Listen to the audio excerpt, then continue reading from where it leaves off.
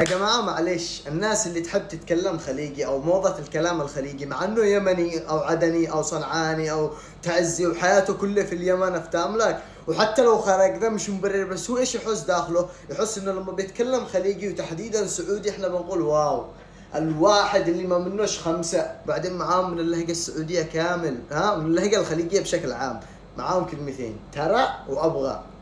يروح لعند ابو الشمس، مدري تروح تقول له لو سمحت ابغى واحد شمس وكثر له البسباس. حبيبي يا ليت خدام، مالك يا ابني؟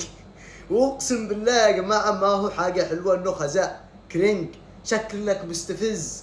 يا جماعه مش عيب انك تحب لهجه او تقلده او تحب شعب، بس في عقل. يعني انا احب اللهجه المصريه موت، وقست هابل احيانا اتكلم، بس مش معقول ان انا اروح يعني بقاله ولا شيء اقول له يا عم الحاج عامل ايه ازيك، كله مية مية على الدغري. اذا انت قاعد اقول له عليه ده هبل، نفس الشيء.